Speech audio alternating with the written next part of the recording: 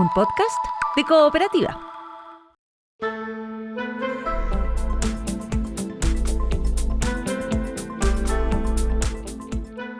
Hola Santiago La Chile, hola al mundo que nos sigue a través de cooperativa.cl, a través de nuestra app también, la app de Cooperativa.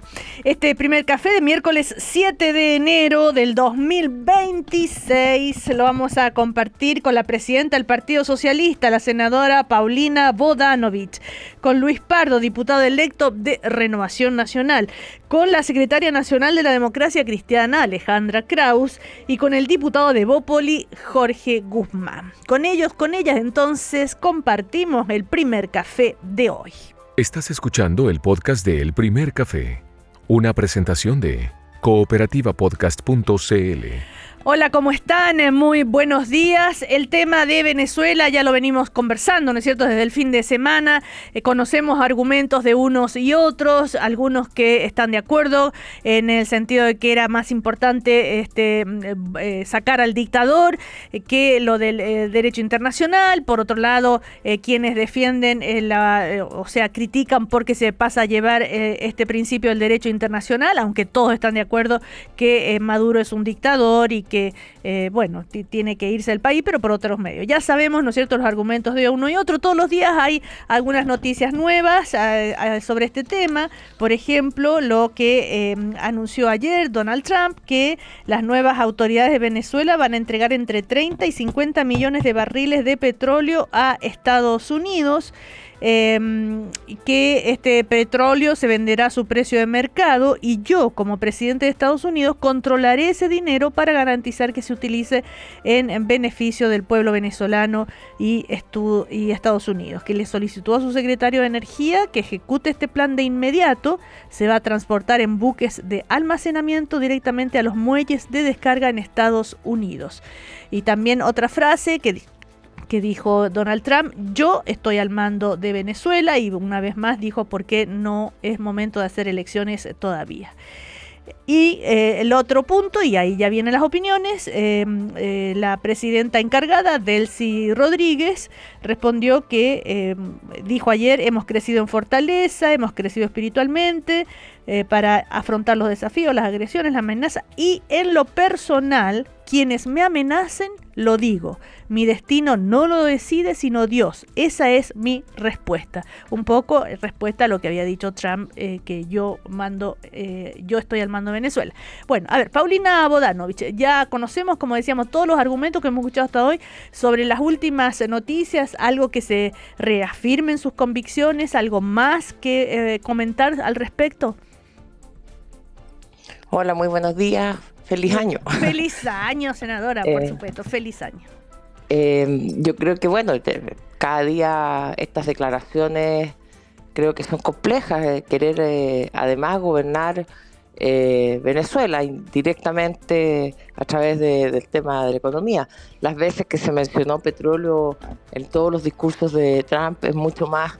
No habló jamás de democracia, por ejemplo. Sí. Y yo creo que está bastante analizado todo el tema del derecho internacional, de las vulneraciones, y evidentemente no hay un ánimo de proteger a Maduro ni a su régimen, pero tampoco aquí vemos un cambio sustantivo en lo que es la gobernabilidad de Venezuela. Más bien estamos viendo una reafirmación a través de los dichos de Trump, y habrá que ver.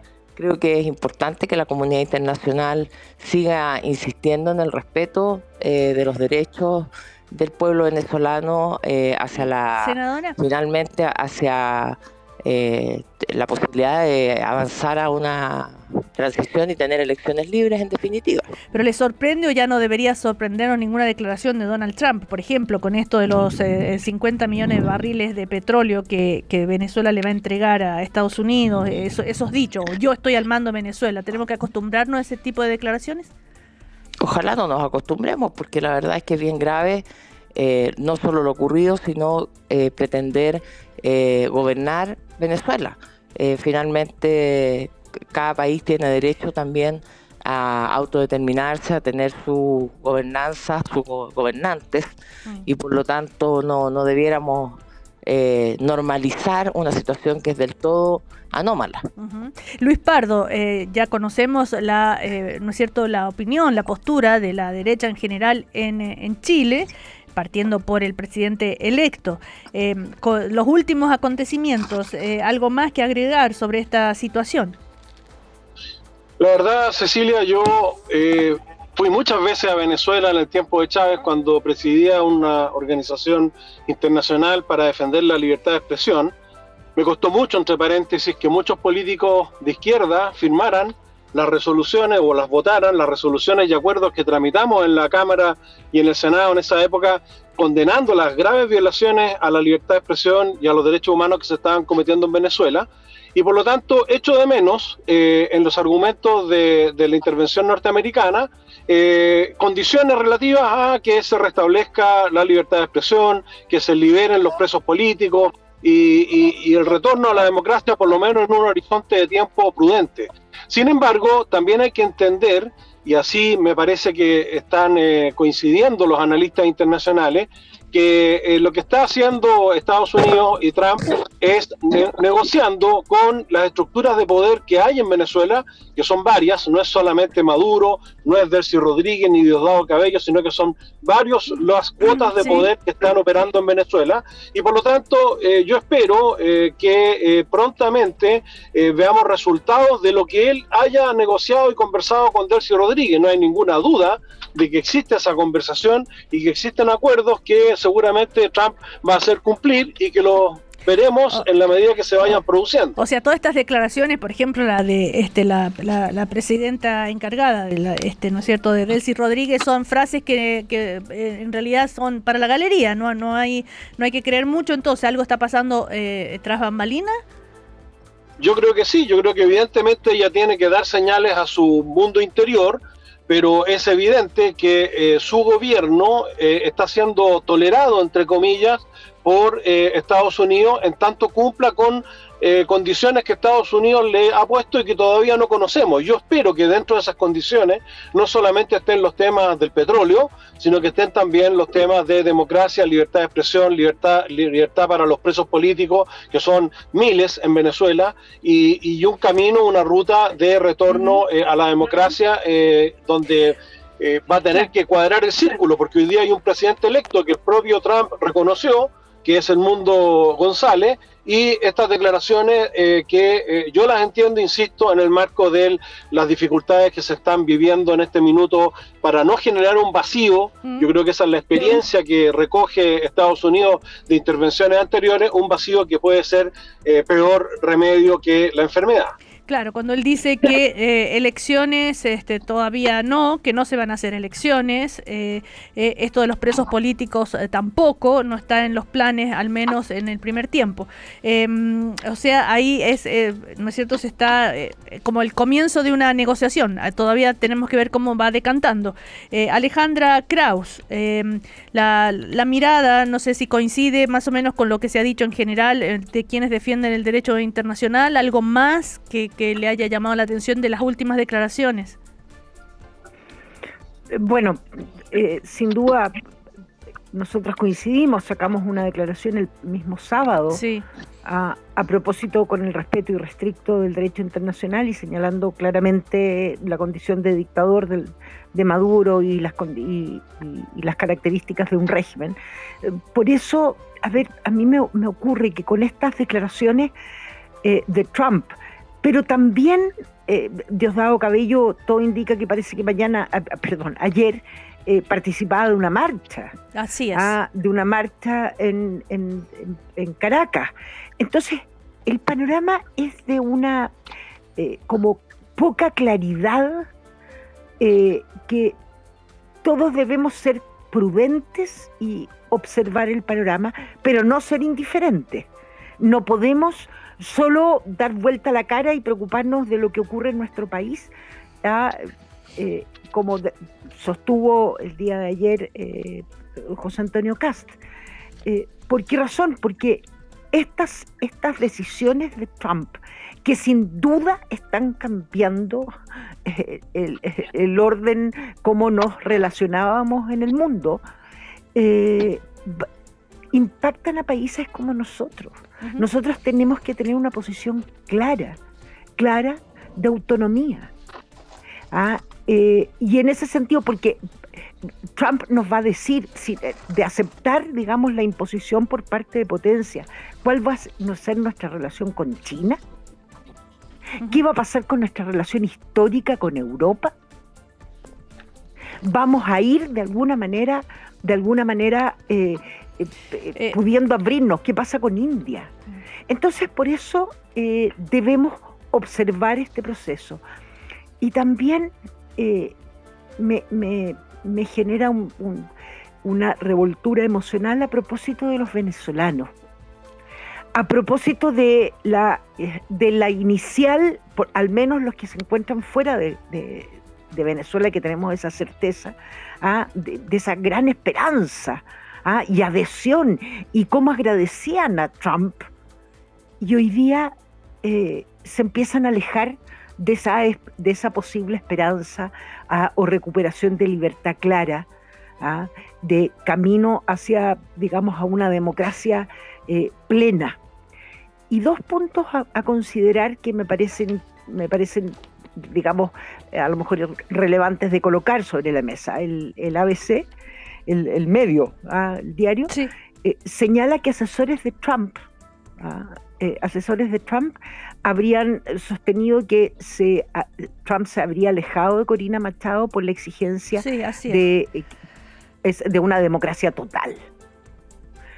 Y Luis señalaba muy claramente, ¿no es cierto?, que no solo el petróleo, sino que es libertad de expresión, es la elección, será una transición reconociendo a Edmundo González o generar las condiciones, pero se habría alejado de Corina Machado porque exigía democracia total a una demócrata que ha recibido el premio Nobel. Se le ponen condiciones. Eso me parece como importante tener en consideración. Entonces, y en esa misma línea, leyendo a propósito del encuentro de los empresarios con el presidente electo José Antonio Kast, creo que es Susana Jiménez, sí, la que sostiene a propósito de la apertura comercial posible y lo feliz que se encontraban por esta nueva apertura comercial con Venezuela, y calificó que las condiciones que hoy día se ofrecían era un ambiente democrático. ¿Qué es eso? Significa que nuestro país, que los empresarios, que los gremios, que parte de la sociedad va a digamos, a incorporar nuevos conceptos a propósito de las exigencias sobre democracia. ¿Acaso esa misma derecha no quedó espantado a propósito de las calificaciones que se hacían por la propia Janet Jara de Cuba, que era una democracia distinta, y hoy día nos contentamos con un ambiente democrático?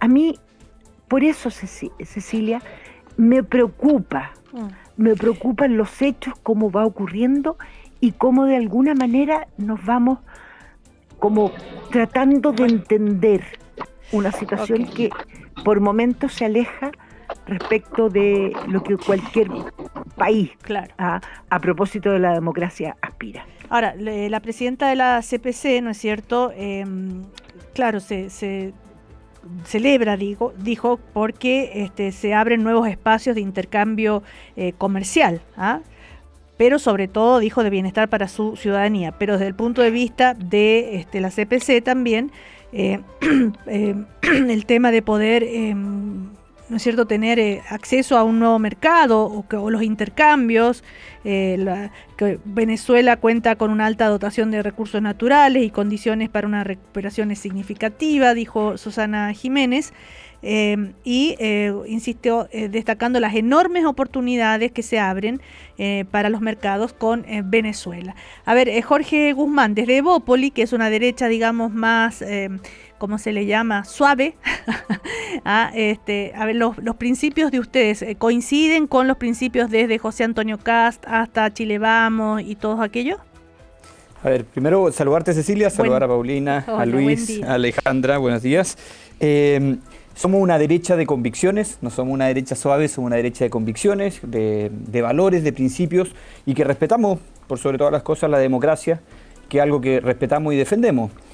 Sobre lo mismo, ¿era lo ideal, lo óptimo lo que hizo Trump y Estados Unidos respecto de Venezuela? Evidentemente que no. Hubiésemos esperado todos una salida distinta y se dio el espacio para que existiera esa salida distinta. ¿Cuál era el espacio? O sea, nosotros sabemos que las elecciones que se robó Maduro, que era una dictadura, era la oportunidad para que en definitiva el presidente saliera en una elección libre y soberana que se realizó en Venezuela. Perdió Maduro, no salió, y obviamente se instaló en un gobierno que perseguía opositores, que violaba derechos humanos, que generó... O sea, siguen la postura, digamos, en general que se ha dicho, no es lo ideal, pero era necesario, ¿eso es? O sea, sin duda que era necesario, urgente, restablecer... No importa el precio, no importa que Trump, lo que significa el tema de los, ¿no es cierto?, derechos internacionales, ni el interés de Trump en el petróleo, ni todo. ¿Sabes lo que pasa, Cecilia? Que en definitiva, cuando fracasa todo lo que se hace, lamentablemente las acciones y las formas de poder sacar a Maduro de esta dictadura que, insisto, que violaba derechos humanos, que perseguía a sus opositores, que encarcelaba a la oposición, en definitiva fue la acción que tuvo que tomar Estados Unidos, que, insisto, no es la ideal, pero era lo que hoy día le está dando una oportunidad de poder retornar a la democracia a Venezuela. Y ojo con algo, yo creo que se tiende, y ahí comparto con Luis, se tiende a subestimar a las acciones de Estados Unidos. Y yo la verdad que también creo que aquí hay un tras bambalina que nosotros no conocemos, pero que evidentemente hay acciones que demuestran que aquí hay algo mucho más concertado que lo que pareciera. Cuando Trump declara que hay un acuerdo respecto de una cantidad de petróleo para efecto de ayudar a Venezuela y a Estados Unidos en esto, y la declaración va acompañada con la movilización de estos barcos que van a ir en busca de esto, la verdad que pareciera que esto está más acordado que lo que uno, que de lo evidente. Entonces yo creo que aquí hay una salida que se le está dando a Venezuela, que no va a ser rápida. Estas son mis conclusiones, pero claramente espero que haya una transición pacífica, respetuosa de los derechos humanos y conducente a una restauración de una democracia plena en Venezuela, que es lo que yo creo que esperamos. Resumiendo un poco, me permito decir, un poco la postura es, bueno, no es lo ideal, pero tengamos confianza que va a tener un buen desenlace, ¿eso?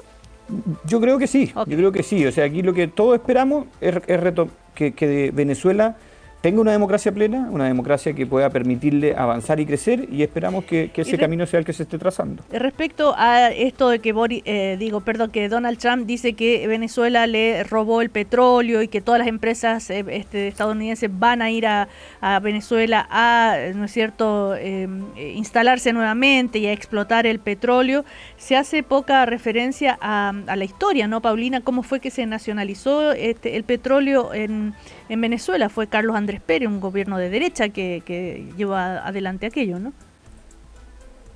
¿Paulina? No está conectada. Se lo pregunto a Alejandra Kraus. ¿Aló? Sí, Alejandra, te escuchamos.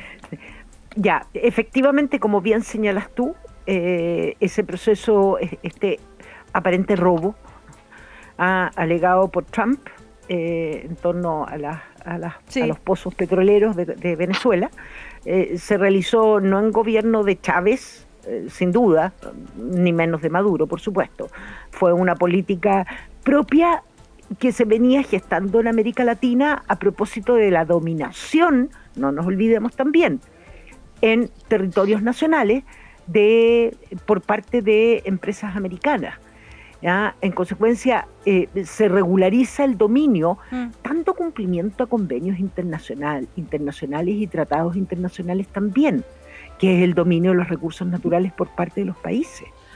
¿Ah? En consecuencia, ese proceso de negociación, que yo honestamente lo desconozco, pero fue un proceso, digamos, realizado por un gobierno de derecha, no por Chávez ni por Maduro, y propio de aquellos tiempos para recuperar la propiedad de los recursos naturales, que es lo que le da riqueza a regiones como América Latina. Y permite superar la pobreza. Por eso eran parte de políticas internacionales, políticas que se impulsaban en toda la región. Luis Pardo. Sí, perdone, Cecilia, estaba desconectado. Entiendo que estamos hablando de la recuperación económica. No, del tema del petróleo, ¿no? Que Trump, uno de sus argumentos es que dice que van a retomar, ¿no es cierto?, la propiedad del petróleo en Venezuela, porque Venezuela se los había robado, y estábamos haciendo memoria que fue en la época de Carlos Andrés Pérez, cuando se nacionalizó la industria petrolera. Eso fue en 1976. Sí. Entonces, que era un gobierno de derecha, y que entonces ese argumento de que Venezuela les robó el petróleo, a eso estábamos no, lo que pasa, Cecilia, es que efectivamente la nacionalización del petróleo venezolano se produce en ese año con Carlos Andrés Pérez, y continúa bajo el régimen de concesiones, pero también hubo por parte de Chávez, no solo sobre las empresas petroleras, sino que sobre todos los rubros de la economía, una coerción brutal para quedarse nuevamente con inversiones, en este caso norteamericanas, en la explotación del petróleo, y concentró todo en PDVSA. Y PDVSA no solo siguió explotando el petróleo venezolano, sino que empezó a hacerse cargo de otras expropiaciones ilegítimas que hizo Chávez. Incluso la leche, por ejemplo, la producción de leche quedó bajo un departamento de PDVSA, dentro de la locura chavista. Entonces, es cierto que la nacionalización fue en el año 76, pero no es menos cierto que lo que está poniendo sobre la mesa el gobierno de Estados Unidos es que después hubo una expoliación o un mal manejo de las inversiones norteamericanas que los afectaron gravemente. Ahora, uno ahí Luis, puede opinar y puede tener... Claro. ¿Sí? Era en ese momento, en el 76, se crea la empresa estatal PDVSA, justamente, que sustituyó a las compañías extranjeras, y se les indemnizó a las multinacionales, y bueno, y se termina la era de las concesiones. Y tuvo, por supuesto, mucho debate. Paulina Bodanovich, ¿está conectada? Sí, Cecilia. Ya, estábamos haciendo un poco de historia y reflexionando sobre uno de los argumentos de Trump, que dice que Venezuela les robó el petróleo y todo eso, que es finalmente uno de los temas más importantes, de los más ha hablado Donald Trump. Bueno, es que seguir justificando... aquí Luis decía hace un rato, le gustaría escuchar el tema de la libertad de expresión por parte de la gente de izquierda. A mí me gustaría escucharlo por parte de Trump.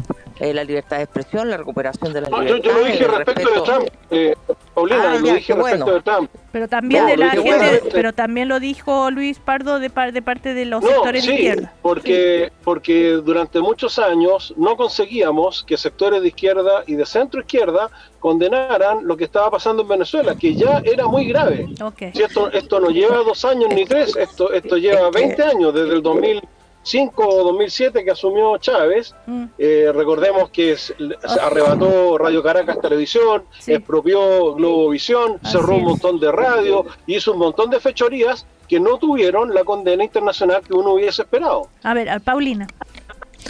Bueno, creo que aquí hay que distinguir, en primer lugar, y no meter a todas las fuerzas políticas dentro de lo mismo, porque evidentemente, al menos del Partido Socialista, nosotros hemos sido muy críticos y nos hemos distanciado de todas las amenazas o vulneraciones a las libertades, a los derechos civiles y políticos, y por supuesto a los derechos humanos en su más amplio espectro. Y creo que ahora seguir haciendo el juego de justificar acciones graves que se han hecho, pero sobre todo ahora justificar un intervencionismo directo de Estados Unidos sobre Venezuela, aludiendo a distintos argumentos. De verdad, esto yo creo que esto no es un reality, no es ese programa en el que participaba Trump hace años. Esto se trata de los derechos que tienen los países de gobernarse, de tener... ¿por qué tiene que Estados Unidos finalmente estar tutelando a un país? A mí creo que no, pero cualquier argumento que pueda dar desde el punto de vista económico, sobre el petróleo, se le quitaron, no entiendo tampoco el lenguaje, nos robaron.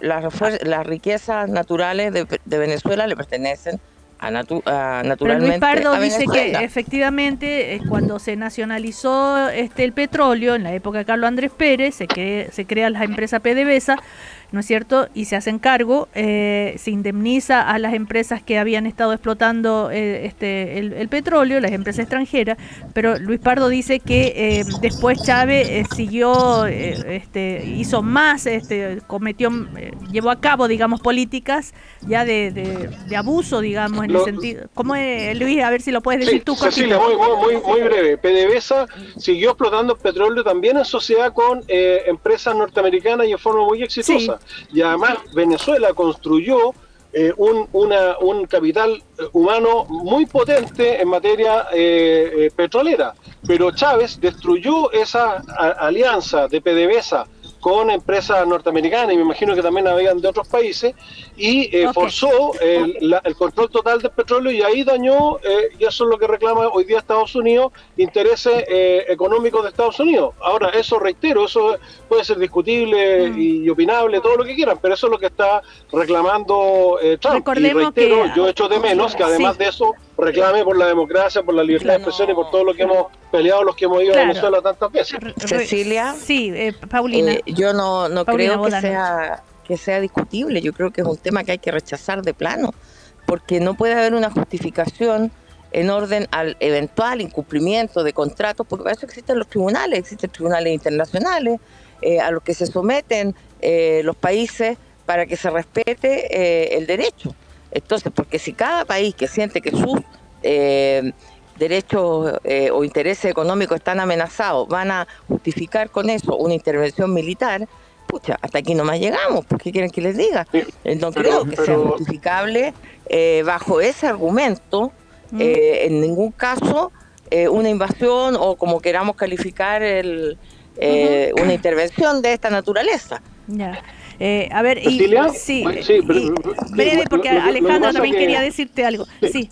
Cortísimo. Lo que pasa es que Chávez, por ejemplo, cuando es condenado por violación a los derechos humanos y específicamente en el tema de libertad de expresión por la Corte Interamericana, se retira de la OEA. Y lo mismo ha ocurrido en otros ámbitos. Entonces, cuando nos hacemos la pregunta ¿qué es lo que no se hizo antes? Bueno, fue haber sido mucho más explícito y haber tenido mucho más apoyo a sanciones en contra del régimen de Chávez y de Maduro que las que hubo. Y eso es lo que hoy día nos está costando una intervención que no es el ideal de las situaciones, pero que viene a corregir la incapacidad que tuvieron todos los organismos internacionales y todas las democracias de hacer frente a una dictadura que, reitero, no empezó hace 5 o 6 años, empezó hace 15, 20 años.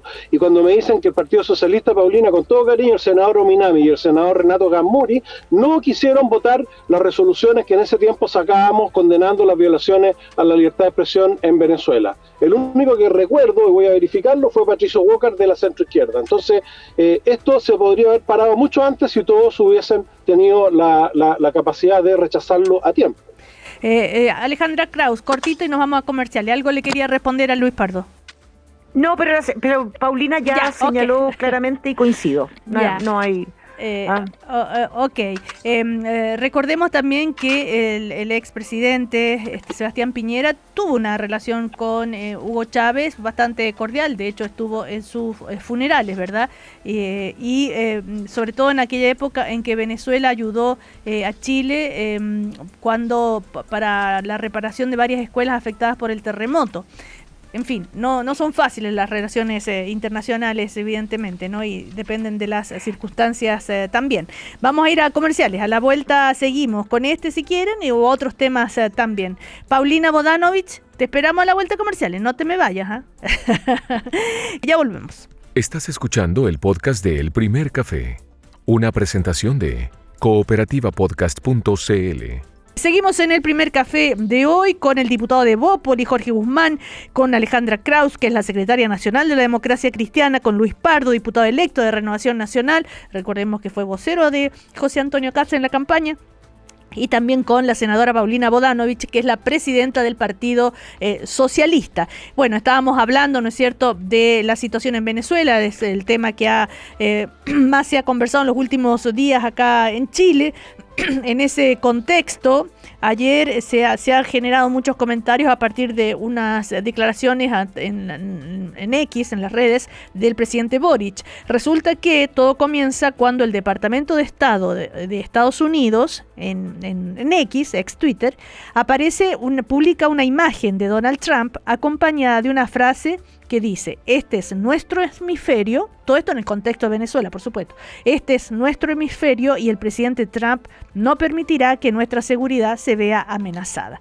A esa publicación es que responde Gabriel Boric, el presidente, y con una frase que ha generado muchas críticas: los líderes que le rinden pleitesía y se muestran serviles al presidente de Estados Unidos, Trump, tratando de ganarse su favor, solo se humillan. Trump y su administración no solo vulnera permanentemente el derecho internacional, sino la misma dignidad humana. Esos dichos fueron, ¿no es cierto?, criticados esta mañana por ejemplo, el presidente del Partido Republicano y otras voces, por supuesto. Jorge Guzmán, que me imagino también tiene una opinión contraria a estos dichos. ¿Le parecen imprudentes? ¿Le parecen cómo?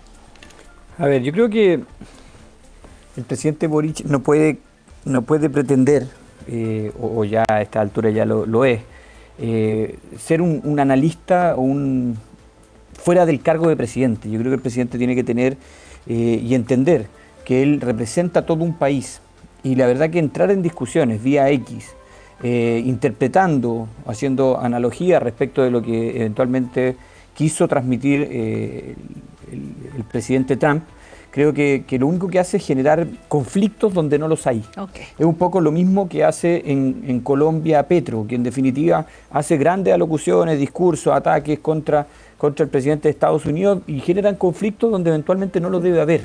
Yo creo que lo que corresponde para un presidente serio, responsable, pensando en el futuro de Chile, es promover, insisto, una transición democrática para Venezuela, apoyar desde esa perspectiva, generar apoyos y obviamente para todos aquellos venezolanos que hoy día están en Chile, los que están también en otros países de Latinoamérica, y en definitiva facilitar el trabajo para que se respeten los derechos de las personas, pero no estar generando estos conflictos vía X, que la verdad que me parecen irresponsables. Y todas las frases que pronuncia Donald Trump, que también son, todo el mundo coincide que son bastante provocadoras, lo que dice que está pensando también que se cuide Petro por Colombia, lo de Groenlandia, que él manda en Venezuela, y todo lo al estilo Trump. En ese sentido, bueno, hay que tener paciencia porque es el presidente de la mayor potencia mundial.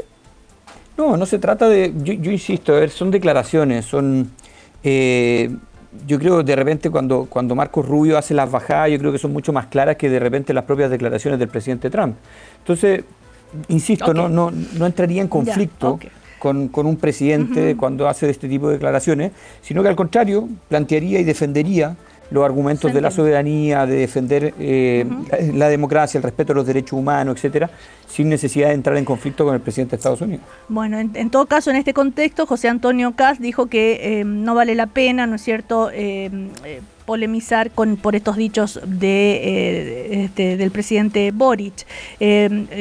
Alejandra Kraus, ¿debería el presidente Boric ser más cauto? A ver, yo creo que la utilización del lenguaje corresponde, pero me pasa es que si nosotros no dimensionamos, más allá del Twitter del presidente Boric, ¿ya? Que creo que puedo de alguna manera coincidir con la consulta a propósito que me realiza, que creo que el lenguaje también contribuye a establecer determinadas visiones que debemos, a mi juicio, y ahí es donde me preocupa, porque escucho a Jorge o a Luis, y con mucho respeto y conociendo sus trayectorias, o intuyendo y teniendo la certeza que son personas demócratas, creo que no hay que alivianar las declaraciones de Trump. Así como puede no gustarles el tono de Boric o las declaraciones de Boric, ¿por qué nos van a hacer, tratar de que nosotros entendamos a Trump porque tiene un Marcos Rubio que hace de intérprete? yo creo que las declaraciones y las acciones de Trump son complejas para el mundo. ¿Y qué dice más para la región? Entonces debemos todos tener claro para evitar precedentes. Si ese es el tema, entonces se está instando a construir un nuevo orden mundial. La nueva manera de relacionarse entre los países. Exactamente. Entonces, que ya no solo se trata que hablemos del respeto irrestricto a los derechos humanos, son afectaciones a la libertad y a la autonomía de los estados. A ver, por ejemplo, Donald Trump respecto a Colombia, cuando dijo a Petro, le manda un mensaje, le dice, tiene que cuidar su trasero, por ejemplo, una de las frases que famosas de Donald Trump en los últimos días, ¿no? Ya sabemos el estilo que tiene él. A ver, Luis Pardo, cortito sobre esto y así pasamos a otros temas. No, yo creo que el problema no es de tono, sino que es de rol. El presidente de la República es el conductor de las relaciones internacionales de Chile y Boric nunca ha entendido la diferencia entre sus opiniones personales y la política exterior de Chile. El presidente de Chile, por muy desubicado y locas que sean las declaraciones del presidente de la primera potencia mundial, no puede pretender, primero, competir con él ni debatir con él a través de las redes sociales. Chile tiene que cuidar el interés superior de Chile. Eso significa mantener con Estados Unidos una política de alianza con la suficiente independencia y autonomía, no solo cuando el presidente Lagos le dijo que no en el Consejo de Seguridad a la invasión de Irak. Hay muchos episodios anteriores, incluso durante la Segunda Guerra Mundial, en que Chile, manteniendo la amistad con Estados Unidos, le dijo que no, por ejemplo, cuando Estados Unidos quería bajarnos el precio del cobre en función de la guerra, y hay varios, son una docena de momentos en que Chile ha sido capaz de mantener su soberanía y su autonomía respecto de Estados Unidos sin ser servil, pero tampoco es correcto que el presidente Boric vaya a meterse y a discutir con el presidente de Estados Unidos en momentos en que justamente se está construyendo un orden mundial y tenemos que mantener muy buenas relaciones con Estados Unidos y muy buenas relaciones con China y tenemos que aspirar a abrir mercados con la India y por lo tanto ponerse a pelear por tweet o por X la peor de las fórmulas y degrada nuevamente, como lo ha hecho varias veces en esta materia, el rol y el cargo del presidente de la República. Bueno, ya se va a volver a conectar, espero, la senadora Paulina Bodanovich. Estamos ahí tratando de... ¿Cecilia? Sí, ¿Cecilia? Alejandra.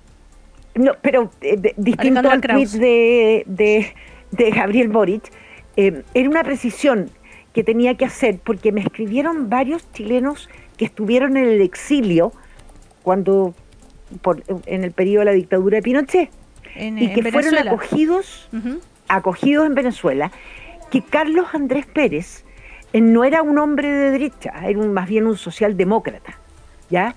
Y que tuvo una política... no era del Creo COPEI. yo. No. Estoy casi seguro que era de ADECO. Sí. ADECO. No. Hago la precisión, ADECO. No era del COPEI. COPEI era el símil de la democracia cristiana, que por de pronto sacó una declaración también contra la invasión el sábado pasado a propósito de las acciones de Trump. Claro, se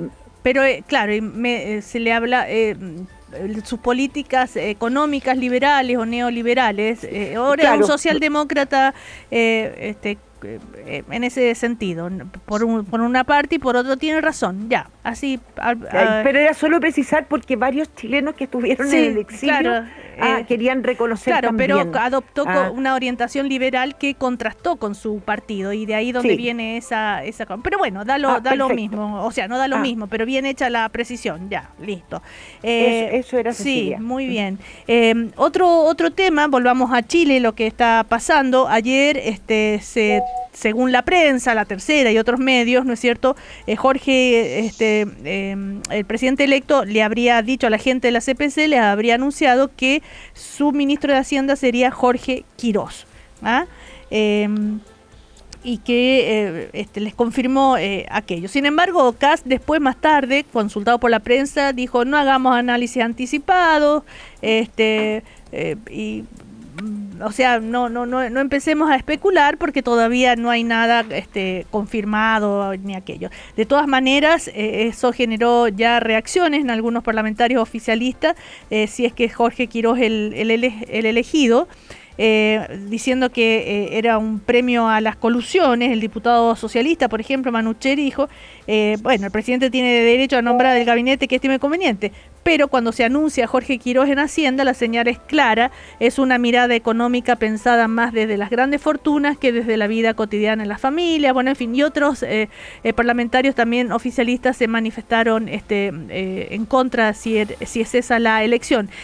Senadora Paulina Bodanovich, si es que se confirma que Quiroz sería el ministro de Hacienda, ¿alguna opinión al respecto? No podemos establecer la comunicación con Paulina. Bueno, recordemos que es de qué se lo cuestiona a Jorge Quiroz, por qué se habla eso, en el cartel de los pollos, ahora sí está ahí, Paulina. Me descargó el celular, perdona Cecilia. Ya, es que usa mucho el celular, senadora, por eso. Ese es el problema. Claro. Pero escuchó la pregunta, ¿no es cierto? Sí, no, se escuché todo lo que estaban hablando. Pero, ¿sabes qué? Yo creo que estamos cayendo en una frivolización de la política tan grande, porque yo veo que hay temas tan importantes y tan de fondo que volvernos simples comentaristas como además de especulaciones, porque ya ni siquiera es, y además de decisiones que son privativas del futuro presidente. Entonces, yo preferiría que pudiéramos tocar temas que son importantes desde el punto de vista de lo que viene en el futuro, porque más importante que quien esté a cargo, que va a ser una decisión que vamos a conocer, entiendo, el 20 de enero, bueno, es importante saber qué se va a hacer, cuáles son los planes, qué nivel de acuerdos vamos a tener para temas que yo creo que son de consenso para todos, temas importantes como el crecimiento económico. O sea, si estamos hablando del futuro ministro de Hacienda, ¿cuál va a ser su visión de la economía? ¿Cuáles van a ser las propuestas? ¿Qué vamos a hacer frente al endeudamiento? No sé. Pero tampoco sabemos eso, entonces. Por eso digo, entonces, como no podemos estar en una permanente especulación, yo quisiera que tratáramos de buscar aquello y ir sentando al menos cierto nivel de conversación entre los que estamos aquí, que somos personas representativas de distintos sectores políticos, que sí podemos hacer un avance en ir buscando ciertos márgenes de acuerdo para ir avanzando. Fíjese que lo que pasa hoy día muchas veces en el Congreso, ayer por ejemplo nosotros teníamos el segundo lugar de la tabla en el Senado, después del proyecto de reforma política que se votó y se aprobó, pero del segundo proyecto era la eutanasia. ¿Qué pasó? ¿Saben lo que se hizo ahí? Se rellenó. La derecha rellenó para que no pudiéramos votar ese proyecto de eutanasia, para que no lo pudiéramos discutir. A mí eso no me parece. Si no se quiere aprobar el proyecto, discutamos el proyecto, pero no rellenemos con un proyecto de reforma política donde todos los que hablaron dijeron lo mismo. ¿Para qué? Para hacer tiempo. Entonces a mí no me parece que una discusión tan importante y relevante para una sociedad como es la eutanasia, finalmente terminemos soslayándola o chuteando para el córner sin poder dar esa discusión en el lugar que hay que darla, que es el Parlamento. Entonces parece que nos hemos ido acostumbrando a ciertas prácticas que no son acordes con la democracia. El lugar donde se tiene que hacer la discusión política es ahí. Y el tercer proyecto que venía también es de una gravedad extrema, que es el proyecto que pretende darle beneficio penitenciario a los violadores de derechos humanos de más de 75 años. Y en ese proyecto estaban presentes las asociaciones, personas representativas de las distintas asociaciones de derechos humanos en la tribuna, y tampoco se pudo ver ese proyecto. Entonces, esos son los temas que yo quisiera que pudiéramos llegar a avanzar como sociedad. Y no que estemos comentando si el currículum, si va a representar a unos a otros. Perfecto. Yo quiero darle la oportunidad al futuro gobierno de que nos presente sus colaboradores y que nos presente también sus ideas. Y que debatamos todas esas ideas donde tenga que debatirse. A propósito de esto de la eutanasia, la ministra Lobos dijo que hoy van a ingresar discusión inmediata a este proyecto con el fin de que quede en primer lugar de la tabla la próxima semana. A ver, sobre lo que dice, era un tema que iba a conversar también sobre lo que pasó ayer en el Congreso, tanto la reforma del sistema político como esta ley de eutanasia que no se votó. Luis Pardo. Bueno, yo desconozco el fundamento de que la discusión del sistema político haya sido un pretexto para rellenar. No voy a controvertir eso porque la verdad que no tengo mayor información, pero sí creo que en este minuto la reforma del sistema político es una prioridad que el gobierno ha comprometido. Además, recordemos que el gobierno estuvo en un principio muy comprometido con este proyecto, después me tocó participar en las mesas de conversación iniciales donde estaban todos los partidos representados. Después esto se diluyó y hoy día el gobierno nuevamente ha comprometido el apoyo a una reforma del sistema político en que transversalmente todos estamos de acuerdo que es fundamental para el futuro de Chile, de manera que me parece muy bien que la prioridad en este minuto sea la reforma del sistema político y no la eutanasia u otros proyectos. Senadora, ¿se había ya hablado suficiente sobre el proyecto del sistema político o como dice Luis Pardo, es más importante eso que la eutanasia?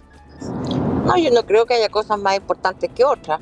Yo creo que son debates legítimos en una sociedad y tan legítimo es el debate de la eutanasia como el debate de la reforma del sistema político. La importancia se la habían dado en los comités al ponerlo en primer lugar de la tabla y con una votación transversal, porque finalmente el proyecto se termina aprobando por una tremenda mayoría. Entonces, cuando se piden votaciones separadas de distintos artículos y terminan todos aprobándose, evidentemente hay un ánimo dilatorio. Por lo tanto, es cosa de que puedan revisar lo que se habló ayer, porque todos los que pidieron la palabra hablaron largamente y dijeron todos lo mismo, salvo Rojo Edwards, que criticó muy duramente el tema del aumento de los militantes o de los adherentes para formar un partido político, lo que se entiende porque él está formando un partido, digamos, entonces le afecta directamente. Lo digo porque creo que el debate de la eutanasia es un debate legítimo que hay que dar en el Congreso y no hacer esto del avestruz, de esconder la cabeza. Y yo misma promoví el proyecto de reforma político que alude Luis, estaba en mi comisión, en la comisión de gobierno, le dimos, no tenía ni siquiera mayor urgencia, yo lo puse en tabla, lo sacamos en un día, hicimos 2 sesiones en el mismo día, para efecto de poder tramitarlo y despacharlo a la sala. En la sala ya se había pedido una segunda votación, ayer fue la segunda votación, y se iba a aprobar de todas maneras. Entonces, cuando uno ve que el plan, que empezamos a las 4 de la tarde, y durante 3 horas, todos los intervinientes, en su mayoría eran de un sector, y dijeron todos lo mismo, bueno, da para pensar que no se quería debatir la eutanasia, ¿no? Ahora, este proyecto de la reforma del sistema político ahora va a la Cámara de Diputados. Parece que ahí no tiene tanta seguridad que sea aprobado. Además, pidieron que se junte con el otro proyecto que ya existe. Pero, senadora, ¿usted le ve buen pronóstico? ¿Esto se va a aprobar antes del 11 de marzo? Bueno, no sé quiénes habrán pedido que se puedan unir ambos proyectos, porque es imposible, porque el proyecto que está en la Cámara es una reforma constitucional, este otro es una reforma legal, y por lo tanto no existe la posibilidad de unirlo. Ahora, este proyecto tiene la finalidad de, en concordancia con el aumento del padrón que tenemos hoy día, con un padrón obligatorio de más de 15 millones de personas, también aumentar los requisitos para la conformación de nuevos partidos políticos y para la presentación de candidaturas independientes. No es una persecución contra partidos políticos, ni para que exista menor cantidad de partidos políticos, sino para que los partidos políticos sean realmente instrumentos de la democracia como deben ser y representativos de una cantidad importante del padrón electoral, que es lo que corresponde. Uno de los proyectos políticos también muy, muy importante para el gobierno. Lo que pasa, senadora, es que varios senadores le pidieron al gobierno tramitar conjuntamente ambos proyectos. Vamos a ir a comerciales, a la vuelta seguimos. Estás escuchando el podcast de El Primer Café, una presentación de cooperativapodcast.cl. Y siguen opinando en el primer café de hoy Paulina Bodanovich, Alejandra Kraus, Luis Pardo y Jorge Guzmán. Estábamos hablando del tema de la reforma al sistema político. Otro tema importante que se discute en el Parlamento tiene que ver con la controvertida ley, ¿no es cierto?, de reajuste del sector público por las normas que incluye, ¿verdad?, que se le ha llamado ley de amarre o misceláneas, como se le dice. El ministro Grau dijo que no va a ser dividido este proyecto. Si ganamos, ganamos, perdemos, perdemos, y si no, bueno, y se seguirá discutiendo en enero. Pero además, esta mañana, por ejemplo, entre uno de los aspectos de este proyecto de ley tiene que ver con el rol de Correos de Chile y la ENAP, ¿verdad? Cuando se indica que Correos de Chile sigue, ¿verdad?, pero se le va a dar se le va a permitir otras funciones, y eso no ha sido muy bien recibido. Esta mañana Arturo Esquella, el senador electo y presidente del Partido Republicano, en la radio del 13 decía, primero, que sobre el aumento de los funcionarios públicos, dijo que él votaría en contra, que le parece que es el peor momento de la economía en los últimos años, entonces no corresponde ese aumento. Que no debería negociarse además todos los años este reajuste de los funcionarios públicos, y que es injusto que los funcionarios públicos ganen más que otros trabajadores, y además sobre Correos de Chile, que hay que cerrar Correos de Chile porque ya no es útil a los servicios que ofrecía ahora, porque ya hay quienes lo hacen, ¿no?, que es el sector privado. Son algunos de los aspectos que se siguen discutiendo sobre este proyecto de ley. Pero me llamó la atención, me parece interesante esto de Correos de Chile. Luis Pardo, ¿cuál es tu mirada al respecto? Bueno, no solo Correos de Chile, hay varias empresas públicas que tienen un desempeño económico mediocre o malo, y aquí no se trata de la típica discusión ideológica de más o menos Estado, sino que de modernizar y perfeccionar los sistemas de control, de mejorar la gestión, de que quienes ocupen los directorios de esas empresas sean realmente gente. ¿Pero estás de acuerdo que se cierre definitivamente, o esto que se ha propuesto competir con las empresas privadas, el proyecto de ley, operadores, plataformas de e-commerce también, o sea, darle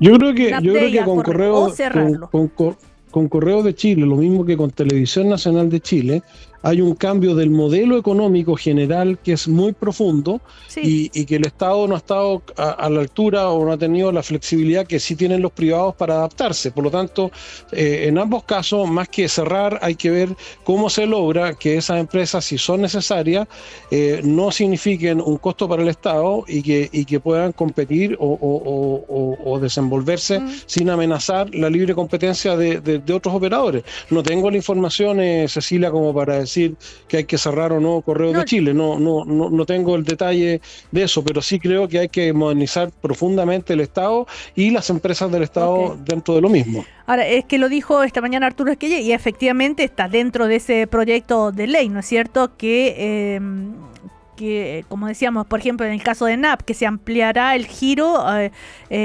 desarrollo de hidrógeno verde H2B, y que así le permitiría participar en toda la cadena de actividades asociadas a la producción del H2B, combustible renovado, en fin. Y Correos de Chile, que es una empresa estatal, recordemos, ¿no es cierto?, competir con courier privados, operadores logísticos y plataformas de e-commerce. Eso es lo que dice el proyecto. ¿Qué decía Arturo Esquella esta mañana? No le parece, él votaría además en contra de todo este proyecto porque no está de acuerdo con el reajuste de los funcionarios públicos, y es importante lo que diga Arturo Esquella porque de alguna manera es la postura del Partido Republicano, el partido del presidente electo. Por eso lo traigo a colación. Alejandra Kraus. A ver, lo primero, señalar a propósito de este proyecto, o lo que se incorpora en estas leyes misceláneas, de ampliar los giros de empresas estatales, que me parece legítimo hacer el debate. No me parece por la envergadura del debate y la importancia que tiene que ver con las empresas del Estado, que se incorpora a través de leyes misceláneas. Yo creo que en eso no comparto, así como tampoco comparto lo que señaló al paso Luis Pardo a propósito de Televisión Nacional. porque ahí ese es un debate completamente distinto, porque es la función pública de la televisión. Es un debate completamente distinto y una definición que como país debemos dar. Y yo soy yo soy de aquellas que creo que Televisión Nacional debe persistir en cumplir la función pública que se le ha encomendado y que es necesario para el país. Que creo que se equivocan en un momento dado a propósito de las modificaciones que se le incorporaron a TVN y el debate también futuro es un mecanismo de financiamiento, algo que se había planteado. Entonces, por eso hago esa diferenciación. Ahora, no comparto que se incorporen como leyes misceláneas temas tan relevantes, ni tampoco que se asemeje los debates a propósito de TVN, que no es solo si compite o no compite con el sector privado, por favor. Es la función pública que se cumple. Ahora, dentro de las declaraciones de Arturo Esquella, también esto de que es injusto que los funcionarios públicos ganen más que otros trabajadores y que que él votaría en contra de esta actualización del salario, que es 3,4 creo, que es según el IPC. Diputado Jorge Guzmán, ¿usted va a votar en contra de esto? A ver, nosotros vamos a analizar cada una de las normas, pero claramente el gobierno ha entrado con una ley de reajuste del sector público que es cualquier cosa menos reajuste. Cuando nos presentan la ley de reajuste, no nos hablan del guarismo para calcular el reajuste del sector público, nos hablan de una serie de normas que son distintas a la discusión de fondo del reajuste del sector público. Entonces, leyes de amarre, leyes que tienen que ver con otros temas que claramente dejan en evidencia un gobierno que busca desesperadamente hacer todo lo que no hizo durante 4 años. Y de eso, obviamente, que nosotros nos pone en una situación compleja en lo que evidentemente vamos a rechazar aquello que no compartimos. Claro, pero como bien dice Alejandra, son temas que son propios de una ley particular y no de una ley miscelánea en el reajuste del sector público. Ya, pero respecto al reajuste, Arturo Esquella dice que él votaría en contra, que no corresponde ese aumento, que es injusto que los funcionarios públicos ganen más que otros trabajadores. A eso le preguntaba. No, pero en la práctica siempre ha existido reajuste en el sector público, principalmente que busca que las remuneraciones se hagan cargo de la vida real de las personas y por tanto es algo que nosotros tenemos que analizar y revisar. Yo en principio no voy a votar en contra de la ley de reajuste, sí quiero escuchar los argumentos, cómo se logra llegar al guarismo, a la ecuación que en definitiva permite determinar cuál es el reajuste. Pero Cecilia, me voy a tomar un minuto más del tiempo, porque recién la senadora Bodanovich hablaba de las prioridades de la ley de eutanasia, por qué no se votó ayer, etcétera. Pero de verdad que es molesto cuando el Ejecutivo no hace la pega. En la práctica es el gobierno quien puede manejar la agenda legislativa. Y para mí la reforma al sistema político es algo muy importante, es algo que tiene que tener una discusión de fondo. Y es el gobierno el que debe darle la urgencia a los proyectos de ley. El proyecto de eutanasia está hace bastante tiempo presentado en el Congreso Nacional y el gobierno nunca le dio la urgencia necesaria para que se discutiera, para que se votara, para que se aprobara o se rechazara. Entonces hoy día que vengan con la pistola sobre la mesa a poner los temas que deben ser discutidos cuando queda un mes de función legislativa, de verdad que me parece irresponsable. O sea, que el gobierno se haga cargo de lo que no hizo, de lo que no resolvió, de lo que no fue capaz ni tuvo la capacidad de hacer avanzar y que en definitiva deje que el próximo gobierno, con su agenda que fue elegida por los chilenos, tenga la posibilidad de priorizar los temas legislativos. No se trata de eso, pero sí se trata de la autocrítica, Cecilia, y que se den cuenta que no fueron capaces de gobernar en 4 años y no nos vengan a poner una agenda legislativa, por ejemplo, una ley de reajuste que viene con más de 100 temas distintos al reajuste del sector público. Entonces es una vergüenza. Ahora, y respecto a la urgencia de la ley del proyecto de ley de eutanasia, como les decía hace un rato, la ministra Lobos dijo que hoy le van a poner discusión inmediata, diputado. Ya, pero senadora, Cecilia, inoportuno de todas formas. Le estoy contando. ¿Cuándo fue? Tuvo la oportunidad, pero sí, quiero dejar muy claro y hacer el punto que la ministra Lobos le pone urgencia cuando le quedan 3 semanas legislativas. Ya. Y tuvo 6 u 8 meses para darle urgencia a los proyectos de ley que le interesaban. Entonces, de verdad que un poco... usted hacía alusión a los dichos de la senadora Bodanovich, que está escuchando también. Senadora, bueno, se juntaron 2 temas. Lo que le plantea Jorge Guzmán, volviendo un poco atrás, sobre el proyecto de ley de la reforma del sistema político. Y ya estábamos hablando también sobre el proyecto de ley de reajuste del sector público, con esta opinión de Arturo Esquella diciendo, por ejemplo, que en el caso de Correos de Chile hay que cerrarlo. Senadora. Bueno, aquí es parcialmente cierto el tema de la agenda legislativa. Yo puse el proyecto en tabla cuando no tenía urgencia, presido la comisión de gobierno y le di la celeridad que se requería para que pasara a sala. Lo mismo debiera ocurrir en la Cámara de Diputados, que ese proyecto está ya en posición de ser votado, el proyecto de la reforma constitucional, que es el que se ha llamado antidíscolo. El que, por ejemplo, si una persona salió electa por un partido político y renuncia al partido político, pierde el escaño. El del umbral, que si no hay un 5% de votos, el partido queda, digamos, en posición de ser disuelto. Y ese proyecto está listo para ser votado en la Cámara. Entonces uno no entiende por qué en los comités, y ahí ya el gobierno no tiene la injerencia, sino que depende del diálogo que hagan los parlamentarios, que lo pongan en primer lugar de la tabla para ser discutido ahora. Ahora, siempre en esta época se produce un atochamiento legislativo, todos los parlamentarios quieren sacar proyectos de ley de su interés o de su autoría, muchos de los que se van quieren también dejar proyectos avanzados, por lo tanto yo no creo que eso sea criticable, sino lo que hemos hecho, por ejemplo, en el caso de la ley de inteligencia, es, yo voy llegando ahora a Valparaíso para una segunda sesión que va a haber hoy día, y mañana va a haber una tercera sesión para discutir el proyecto de inteligencia. Es decir, ¿qué es lo que hemos hecho? Poner más sesiones en la semana para poder avanzar en este proyecto, y yo quisiera que esos proyectos que son importantes los pudiéramos apurar. Hay temas muy relevantes que requieren ser despachados este mes. Por ejemplo, el tema de inteligencia, yo creo que es importantísimo que la comisión mixta lo pueda despachar, porque ya se ha trabajado durante toda esta legislatura de forma muy intensa, son 4 años de trabajo, y sería lamentable que quedáramos a puertas de poder promulgar un proyecto que lleva más de 20 años discutiéndose en el Congreso. Senadora, ¿y su opinión respecto a esto de Correos de Chile? Que Arturo Esquella decía esta mañana, el senador electo y presidente del Partido Republicano, que a propósito que de los cambios que se le quiere introducir a la función de Correos de Chile, ¿no es cierto?, para hacerlo más eficiente o modernizarlo, él dice que no, que ¿saben qué? Correo de Chile hay que cerrarlo. ¿Está de acuerdo? Que claro, un tema es de forma y otro de fondo. Una discusión es si esto tiene que venir en una ley de reajuste.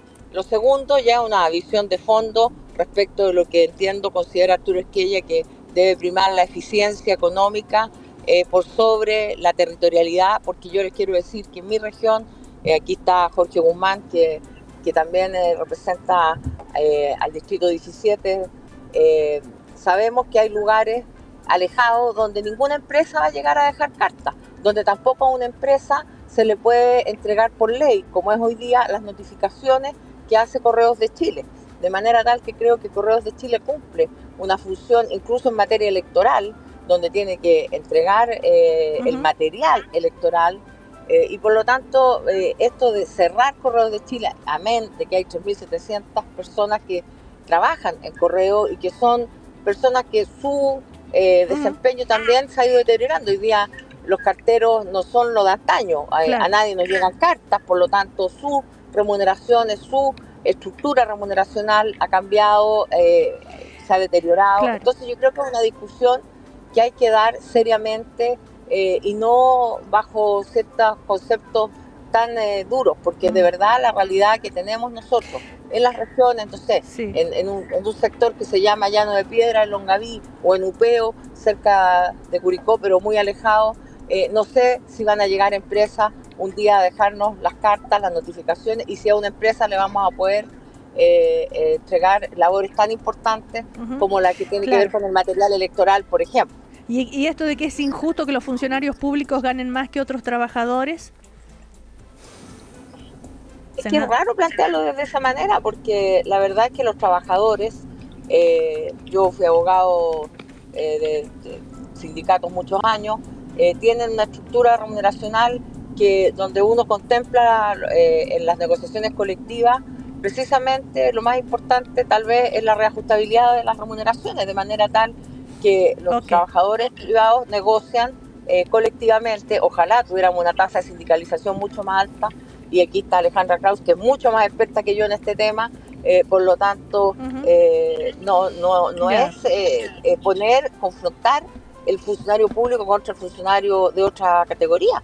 Yo creo que aquí lo importante es que los trabajadores no sufran el detrimento en sus remuneraciones, sean públicas o privadas, del impacto de la inflación, y eso es lo que busca el reajuste. Claro. No busca privilegiar a uno sobre otro, sino que el costo de la vida no lo asuma el trabajador, y eso a mí me parece de justicia. Luis Pardo, que quería decir algo hace un ratito, después le damos la palabra a Alejandra.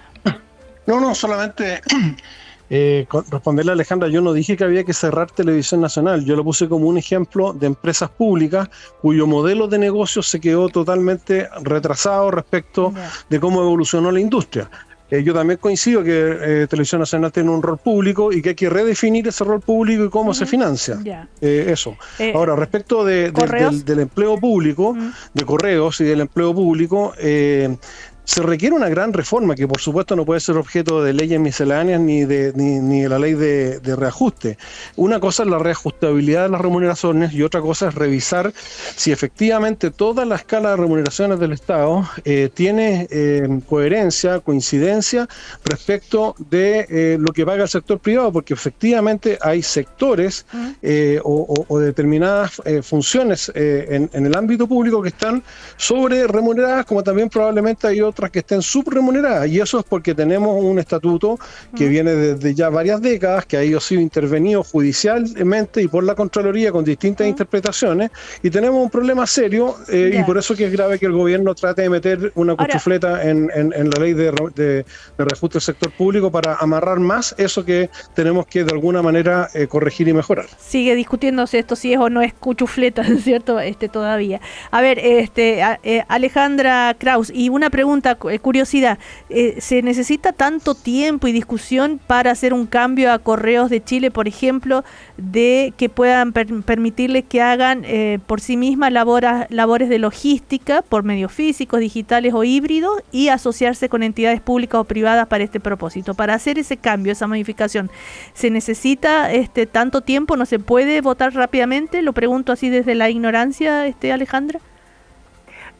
Ignoro, digamos, los tiempos, pero Paulina señalaba lo complejo que fue a propósito de la votación de eutanasia, que estaba en tabla el día de ayer. Lo mismo el proyecto sobre los indultos o prisión alternativa, digamos, porque existen, digamos, formas para demorar debates que pudieran no significar. Pero yo lo que sí creo, Cecilia, es que a propósito del giro de una empresa, de una empresa del Estado, creo que es un debate un poquito más profundo que solo tiquear. Sí, hidrocarburos, no tengo idea, digamos, ampliamos o lo que fuere. Por lo que señalaba Paulina también, a propósito de su región, a propósito del cumplimiento, digamos, de una función que claramente los privados no lo estarían realizando. Y por eso creo que se puede demorar más.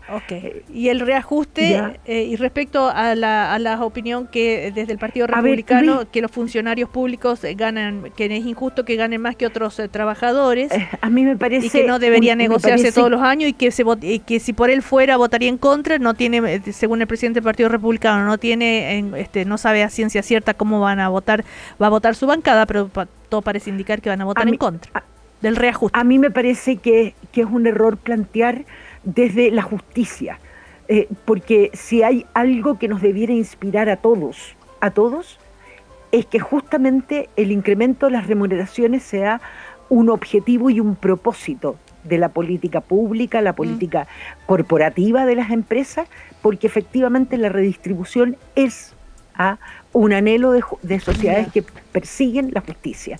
En consecuencia, partir desde la justicia o injusticia, se rechaza la lucha de clase y vamos a colocar la lucha entre trabajadores como digamos, instrumento de análisis. A mí me parece que es un error tremendo. Tremendo. El debate sobre el empleo público es un debate pendiente, que se ha retrasado por años, y en consecuencia eso es, digamos, algo que se debiera abordar, obviamente no a través de una ley miscelánea. Y en relación al tema de los amarres, jurídicamente, Cecilia, de alguna manera, lo que se recoge, lo que se establece, a mí me parece que son debates jurídicos que se han dado en el seno tanto de los tribunales de justicia como en la propia Contraloría. Sí se da certeza jurídica a través de una ley, a propósito de las amenazas. Sí, no nos olvidemos que hubo durante la campaña electoral la calificación de parásitos, de grasa del Estado, y que al menos 140.000 trabajadores del sector público debían ser inmediatamente, despedidos, más allá de los de confianza política que deben renunciar, y ahí yo comparto y comparto absolutamente ese criterio que siempre se ha aplicado. Claro. Siempre se ha aplicado. Bueno. En consecuencia, el otro, la garantía del debido proceso pareciera perderse. Entonces, creo que se estaba estableciendo algo que ocurre. Nada más que le están poniendo a propósito de un O sea, ocurre solo que ahora se está poniendo en ley. Ah, ok. Bueno, exactamente. Vamos a seguir la ley, no, claro, no lo dejas a nivel de interpretación administrativa. Nos queda todavía todo enero para que sigue funcionando el Parlamento y se va a seguir discutiendo este tema. Así que seguimos la próxima, porque se nos termina el primer café de hoy. Gracias, Paulina Bodanovich, Luis Pardo, Alejandra Kraus y Jorge Guzmán. Que tengan una buena semana. Chao. Gracias. Muchas gracias. Chao. Aquí termina el podcast de El Primer Café. Lo escuchas en vivo de lunes a viernes desde las 9 de la mañana y todos los días en cooperativapodcast.cl.